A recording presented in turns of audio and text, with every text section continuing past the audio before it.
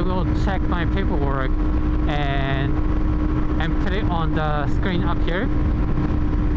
So the full transparency, you guys know what I purchased, and I'm talking in a very transparent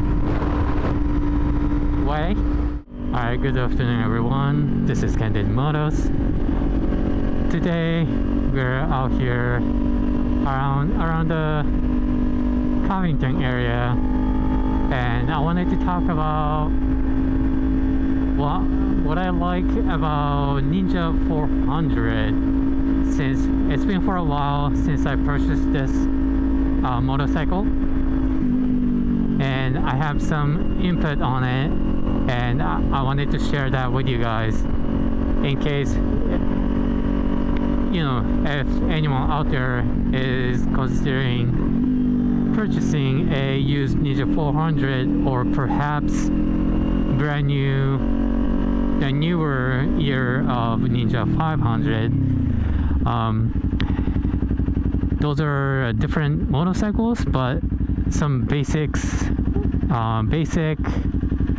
let's say, functions and specs are much similar. So mainly I want to talk about what I like about Ninja 400. Alright, here we go. What I like about Ninja 400, key point number one, comfortability. So reason why I wanted to talk about the comfortability on the Ninja 400 is, compared to other sport bikes or super sport, Ninja 400 is, as far as seating positions specifically, is more of a relaxed and almost hybrid of sport and the cruiser. Reason why I say that is, you know, on the super sport, the seating position is a lot more leaning forward like this, but Ninja 400 is a lot more straight seating position wise, and it's very comfortable on the perspective.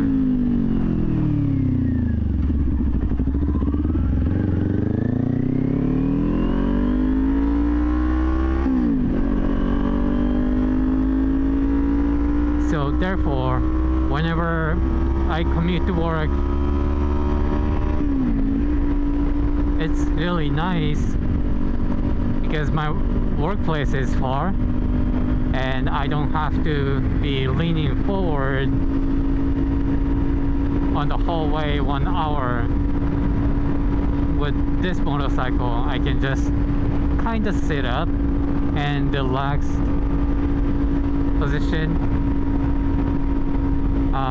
like I'm doing, regardless of one hand or two hands. You know, don't be like me, always put two hands on the handle, but two hands, I'm all like pretty much stand up, and I don't really have to lean forward too much, and that helps me a lot, especially because I have a back injury. So that's a plus if you have some kind of back problem or something. Even you don't, and if you are looking for more of a comfortable chill ride, Ninja 400 might be for you, or if you want to buy a brand new Ninja 500 might be for you.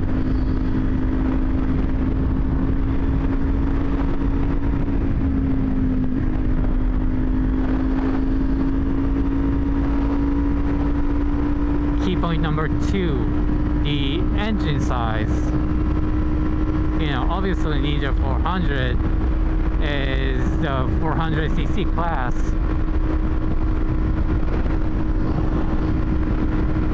and compared to other motorcycle that's a lot bigger, you know, ZX6 or ZX10, or even other brands, Yamaha, R1, upcoming R9, like compared to those bigger bikes, because engine size is smaller, if you're going to buy a motorcycle focusing on the city and street, and perhaps for commute to work or something like that, Ninja 400 might be for you because of smaller engine.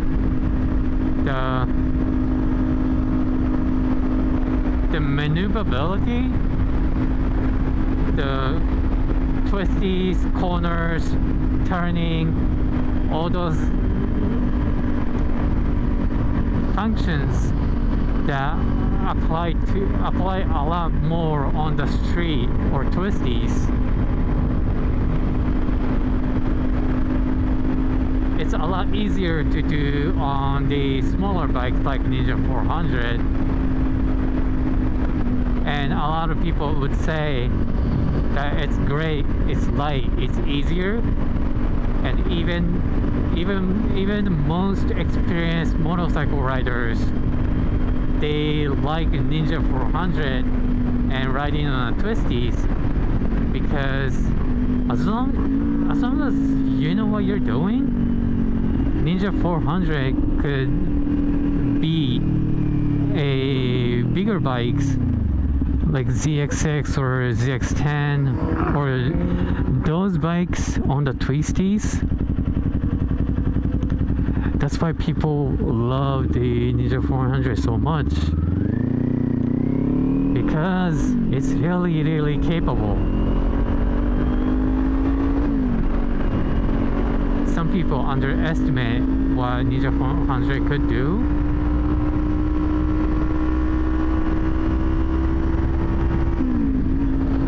So that's why choosing a smaller engine like Ninja 400, around smaller 400cc class,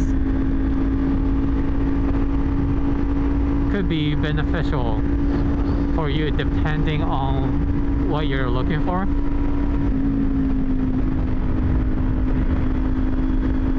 And point number 3, the cost.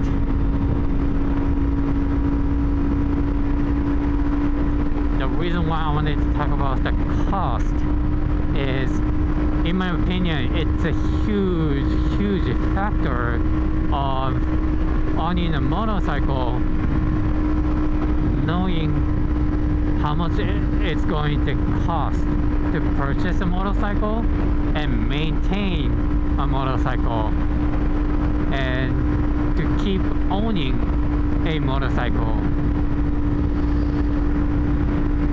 So what does that have to do with the Ninja 400 and or smaller CC bikes? Is like, first of all, the motorcycle overall cost is lower on the smaller bikes, and second, the motorcycle itself, the cost is lower on the smaller CC motorcycle. For example, I bought this 2023 Ninja 400 brand new at the dealership,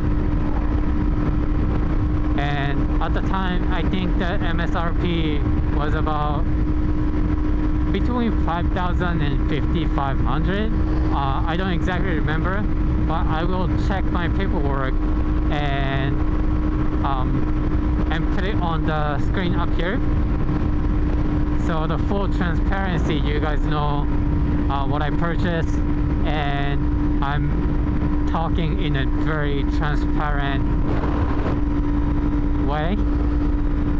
So I will put the exact number of the MSRP on the screen, and what I'm going to do is I'm also going to put the out the door price, including the taxes, tax, registration, dealer fee.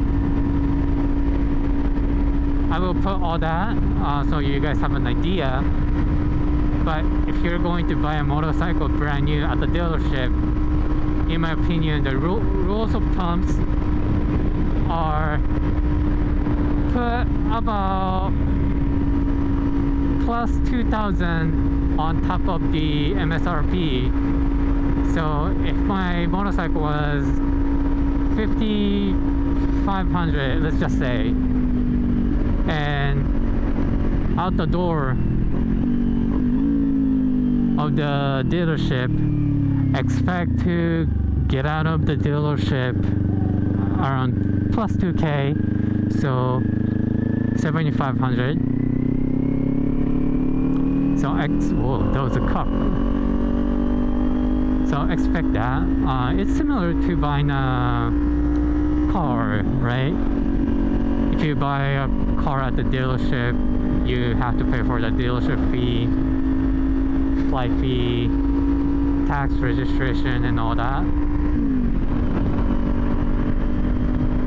But if you're okay with buying a used motorcycle, which I recommend doing that, despite I did the complete opposite. I bought it brand new, but I would recommend buying a first motorcycle used cash.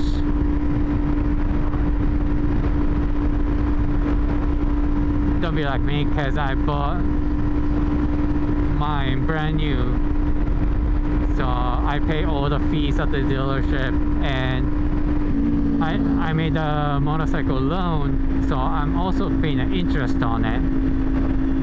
So financially speaking, I'm losing money, right? So again, financially speaking, I would recommend buying a used, pay cash, so you don't lose out on the money. But I'm gonna stop yapping, and I'm going back to the point. The cost of the motorcycle is cheaper. If you buy used, you can probably buy a Ninja 400 used for about 4,000 to 4,500 ish, something around there, depending on the condition of the Ninja 400 and the mileage, right? Same as the cars.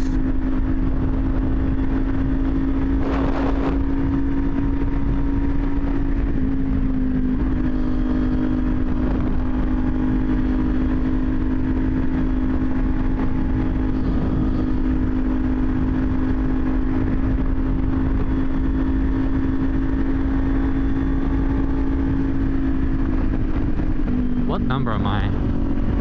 The comfortability,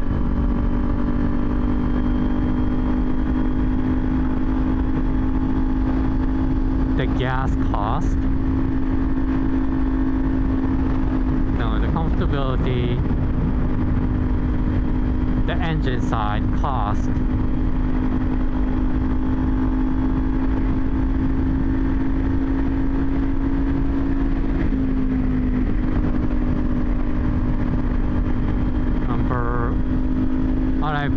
point number 4, this is the hybrid of the, or extension of the cost, but I want to talk about the gas fuel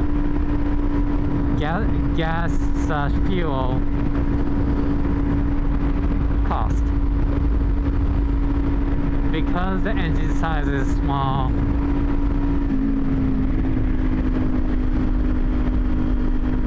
the money I spend on the Ninja 400 is, I would say, very, very minimal. Like from empty tank to full, I only spend about $10 USD. 10 USD.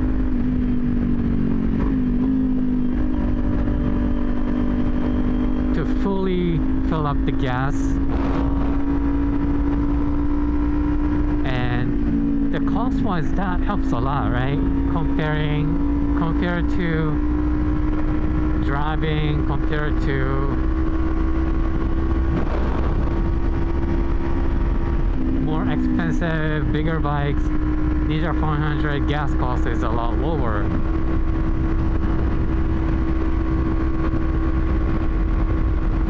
So that's a huge plus point for purchasing a Ninja 400. Alright, point number 5. Point number 5. I want to talk about the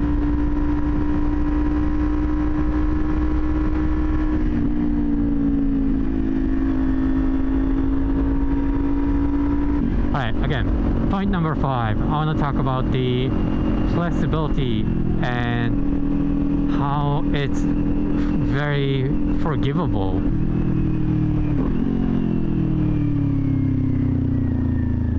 Ninja 400 is, and let me explain why, or let me explain what that is, or what I mean. What I mean is, by saying it's very forgivable, as a beginner biker, right, we make a lot of mistakes, whether the brakes, whether throttle, whether cornering, whatever it may be, we make a lot of mistakes. And what I noticed about Ninja 400 is whenever I make mistakes on the throttle side, it's very, very forgivable. What I mean in detail is, let me just give an example, right? Let's just say on the throttle, I put a little bit too much gas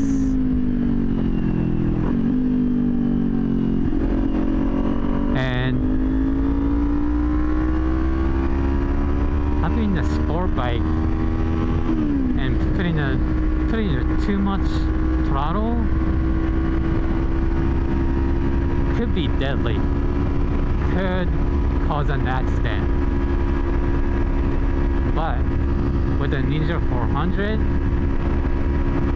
it's, you know, while it's not gonna save you every single time, but I made so many mistakes where I put throttle a little bit too much and I went like, whoa, because it just went way too hard, and I caught off guard. And every time that happens, I imagine if I would have bought a 1000cc motorcycle as my first bike, I probably dropped this bike already, and perhaps I slid already because I put too much throttle.